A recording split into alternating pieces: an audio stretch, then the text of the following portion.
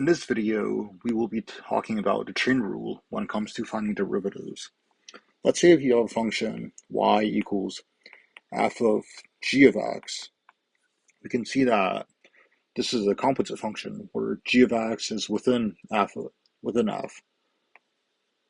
So to find the derivative of that, the formula would be y prime equals f prime of g of x times g prime of x.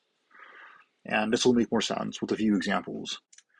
In our first example, we see that we have an inner function, and the outer function is to the power of 3. So to find the derivative of that, we have y prime is equal to, we essentially just bring the 3 down.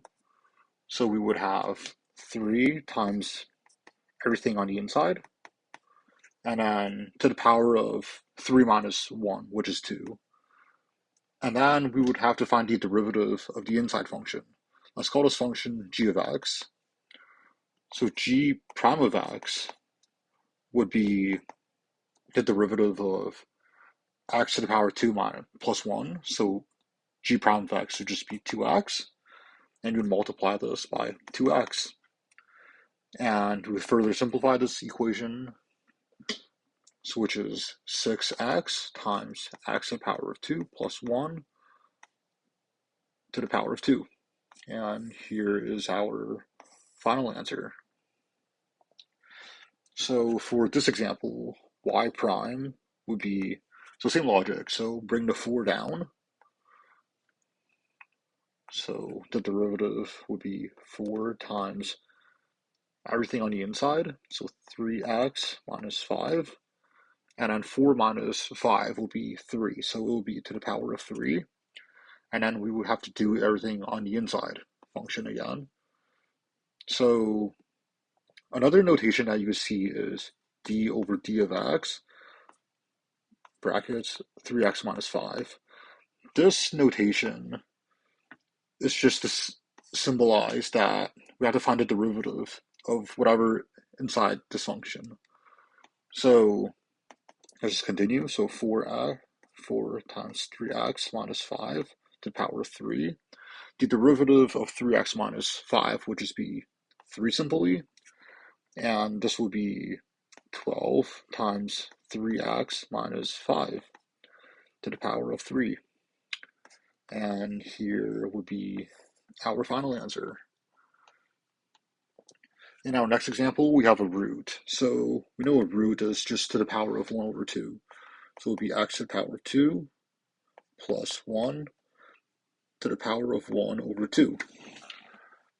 And to find the derivative of that, we will have to apply the chain rule again. So we would bring the 1 over 2 down. So 1 over 2 times everything on the inside, x to the power of 2 plus 1. And then 1 over 2 minus 1 would be negative 1 over 2. And then we have to multiply the derivative of the inside function. Let's just call it g of x. So the derivative of g of x will be x, so 2 times x, sorry. So multiply everything by 2 times x. And now let's simplify everything. So the 2 and 1 over 2 cancel out. So we would have x times x to the power of 2 plus 1 to the power of negative 1 over 2, which can then further be simplified into x over the square root of x to the power of 2 plus 1. So x over the square root of x to the power of 2 plus 1. And here is our final answer. In our next example, we see that we have a function that has 2 parts. So x is one part, and x to the power of 2 plus 1 to the power of 3 is another part. So we see that this will be an application of the product rule and a chain rule. So let's just break down this problem. So we have f of x and g of x. So remember the formula for the product rule, which is f of x times g of x plus f of x times g prime of x. So in this case, let's just break down everything. So f of x prime would be 1. G of x prime would be, so g of x prime would be the would be all this. So in this case, we would have to apply the chain rule. So applying the chain rule, just bring the 3 down, put everything in a bracket, and then subtract it by 2, and then multiply everything by the derivative of the inside function, which is 2x, and this would give us 6x times x to the power of 2 plus 1 to the power of 2. And then since we have all of this, we can apply the product rule, which is what we have over here. So y prime of x would be, so f of x here would be 1 times g of x, so x to the power of 2 plus 1 to the power of 3 plus f of x, which is x, times g prime of x, which is all of this. So it would be 6x times x to the power of 2 plus 1 to the power of 2. And then we would just essentially just simplify everything else. So it would equate to x plus 1 to the power of 3 plus 6 to, times x to the power of 2. And then we would have to write x to the power of 2 plus 1 to the power of 2. And here is our final answer. In our next example, we have 1 over 3x to the power of 1 over 2 plus x. So this is all equal to 3x to the power of 1 over 2 plus x to the power of negative 1. And now let's apply the chain rule. So we would bring the negative 1 over, so negative 1 times everything on the inside, so 3x to the power of 1 over 2 plus x, and a negative 1 minus 1 will be negative 2. And now we have to find the derivative of everything on the inside function. So it would be 3 over 2 times x to the power of negative 1 over 2 and plus 1. And all we have to do now is just to simplify everything. So, now to simplify everything, all of this would essentially just be at the bottom. So it'll be a negative sign. So 3x to the power of 1 over 2 plus x to the power of 2. And on the denominator, or the numerator, sorry, it would be 3 over 2. And because we have a negative power of 1 over 2, it would be x to the power of 1 over 2. Oh, sorry, let me just rewrite that. So 3 over 2 to the power of x. So x to the power of 1 over 2. And then it would be a plus 1. And here is our final answer. In our next example, we have to do the same thing. So we would, so 1 over root 3x plus 1, it would essentially just be 3x plus 1 to the power of negative 1 over 2. And to find the derivative of that, it would, so we essentially apply the chain rule again, move everything over, so negative 1 over 2,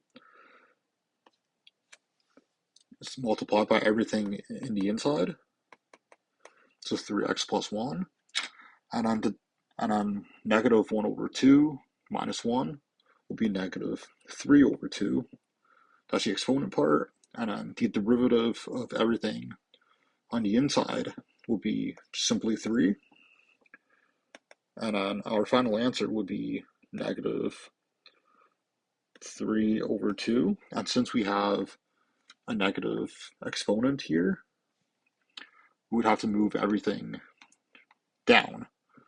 So it would be 3x plus 1 to the power of 3 over 2. And here is our final answer. In our next example, we see that we have another chain rule. So same concept. So y prime will be, so you bring the 4 down, multiply by everything inside. So just copy everything inside. And then you would have to do 4 minus 1, so to the power of 3. And then now we have to find the derivative of everything on the inside. But we see that we have another chain rule, essentially, because on the inside function, we have another to the power of 3. So we would have to denote another derivative. So d over d of x. And then the inside function will be x to the power of 3 plus x to the power of 3 plus 2. So now we just copy everything over. So 4 times x to the power of 3 plus x to the power of 3 plus 2 brackets to the power of 3. And then now we would just have to apply the chain rule again and find the derivative of everything here. So the derivative will be, so you bring the 3 down again. So 3 times everything on the inside function, 3 times x to the power of 3 plus x. And then 3 minus 1 will be 2, and times everything on the inside function. So the inside function would be x to the power of 3 plus x. So it would be 3x to the power of 2 plus 1. And then the 2 here, which is that's a constant, so it would be 0. So just plus 0. And yeah. And now we just have to simplify everything. So this will simplify to, so we have the constants 4 and 3, or the coefficient, sorry. The 0 just goes away. And now we just simplify everything. So it would be 12 times this term times this term. So just to simplify everything, it would be x to the power of 3 plus x, close the bracket, plus 2, and another bracket to the power of 3. And then we would have to write our next term. So it will be x to the power of 3 plus x to the power of 2 times 3x to the power of 2 plus 1. And I'll just move this down for you guys.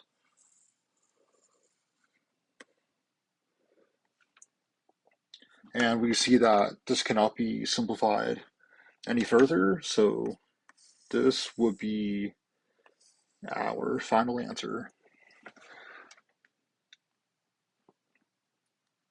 Now, this last solution we will be applying the chain rule twice. So once on the outside and once again on the inside. But you follow the same process, and it turns out to be pretty simple. If you found this video helpful, please leave a like and subscribe. And thank you very much for watching.